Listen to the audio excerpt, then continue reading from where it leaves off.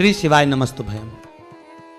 महाराज, आज हम एक ऐसी पावन और अनुपम परंपरा पर विचार करने जा रहे हैं जो न केवल गृहस्थ जीवन की रक्षा करती है अपितु मनुष्यता को भी नई दिशा देती है।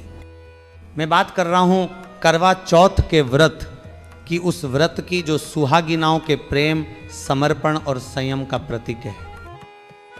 महाराज, करवा चौथ केवल एक व्रत नहीं है, यह तो एक कथा है। कथा श्रद्धा की, कथा त्याग की, कथा संघर्ष और विजय की। यह वह कथा है जिसमें एक नारी अपने पति के लिए प्राणों का त्याग भी कर देती है, पर प्रेम का दामन नहीं छोड़ती। अब हम विस्तार से समझेंगे करवा चौथ का इतिहास, इसका अर्थ, अनुष्ठान, किस प्रकार करें दान, क्या क्या वर्जित है और सबसे आवश्यक इस व्रत से मिलने वाली आध्यात्मिक शिक्षा। महाराज, कथा प्रारंभ करने से पहले एक बात कहूँगा, व्रत का असली फल नियम, श्रद्धा और अंतःकरण की पवित्रता से मिलता है। यदि मन शुद्ध नहीं, मन में द्वेष, अहंकार और द्वंद्व है तो व्रत का स्वरूप अधूरा रहता है। महाराज, पुराणों और लोक संप्रदायों में अनेक करवा चौथ की कथाएं मिलती हैं, पर प्रमुख कथा है करवा नामक स्त्री की कथा। उसके पति को नदी में मगर ने काट लिया और मृत्यु के दूत आ पहुंचे, पर करवा ने उस समय अपनी निष्ठा, धैर्य और भक्ति से यमराज को भी झुकाया। करवा ने जो संकल्प लिया वह मात्र एक पारंपरिक कृत्य नहीं था, वह मानव सेवा, साहस और नारी शक्ति का प्रतीक था। यही कारण है कि यमराज ने करवा को वर दिया, जिसने करवा का नाम, जिस भी नाम से व्रत धारण करेगा उसके परिवार को अखंड सौभाग्य प्राप्त होगा। महाराज, यह कथा हमें क्या सिखाती है?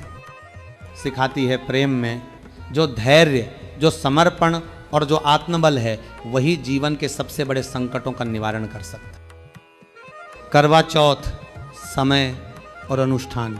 महाराज, आधुनिक पंचांगों के अनुसार 2025 में करवा चौथ 10 अक्टूबर को है, पर प्रवचन का उद्देश्य तिथि बताना नहीं है, उद्देश्य है विधि, भावना और व्यवहार का मार्ग बताना। व्रत के अनुष्ठान सामान्यतः ऐसे होते हैं: सर्गी ग्रहण, पूरे दिन निर्जल व्रत, सुरभि भरा संकल्प, शाम को चंद्र दर्शन व अर्घ और अंत में पारण। सर्गी वह भोजन जो सुहागिन अपने सास परिजनों से प्रातःकाल ग्रहण करती है, फल, सूखे मेवे, थोड़ी मिठाई, जूस इत्यादि।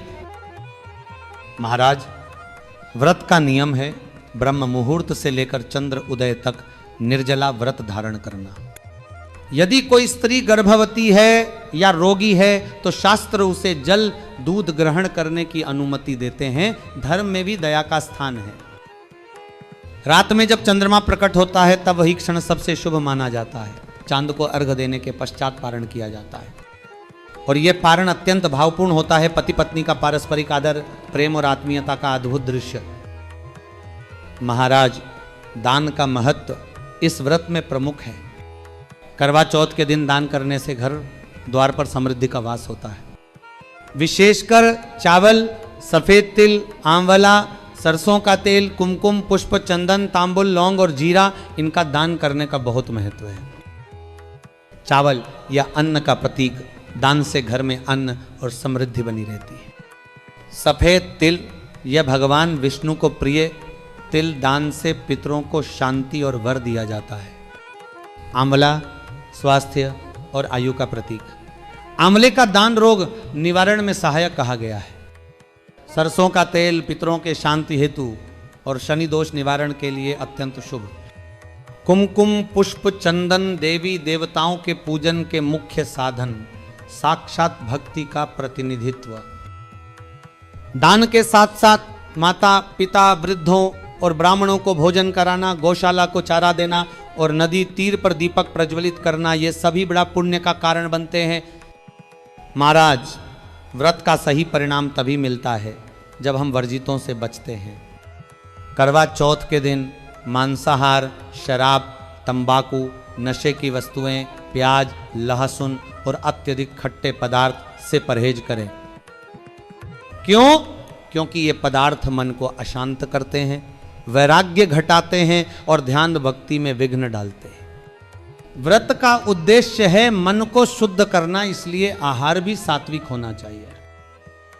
करवा चौथ का आध्यात्मिक अर्थ भक्ति मार्ग की सीख। महाराज, भौतिक दृष्टि से करवा चौथ एक पारिवारिक त्योहार है, पर आध्यात्मिक दृष्टि से यह संकल्प शक्ति का व्रत है।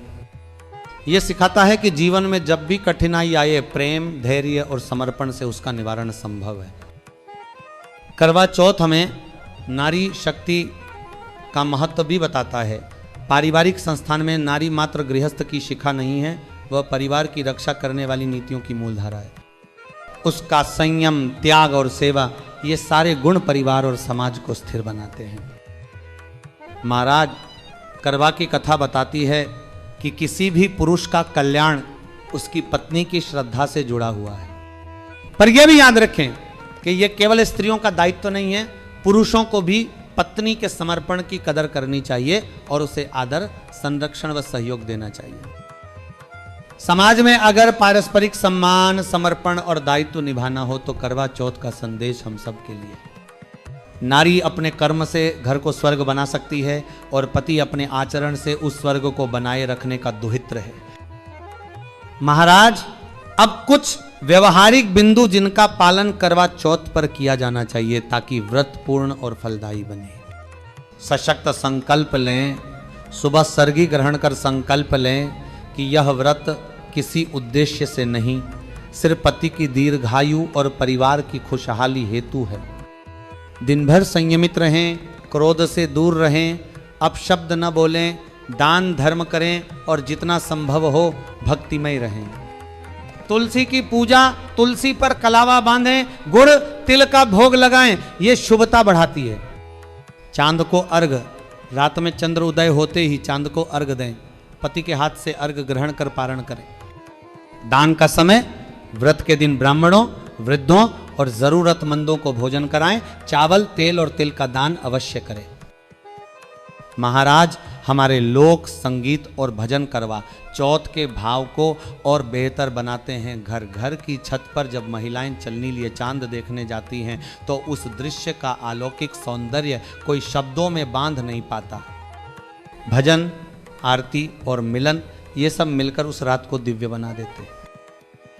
महाराज, करवा चौथ का मूल संदेश यही है, संकल्प, समर्पण और सेवा। यह व्रत महिला शक्ति का स्तवन है, परिवार के प्रति निष्ठा का प्रतीक है और जीवन में स्थिरता, आनंद व सौभाग्य का स्रोत है। अपनी रचनाएं दान, पुण्य और भक्ति से परिवार के कल्याण का संकल्प लें और याद रखिए, व्रत का असली फल तभी मिलता है जब मन शुद्ध हो, व्यवहार सरल हो और हृदय में करुणा का वास हो। श्री शिवाय नमस्तुभयम्।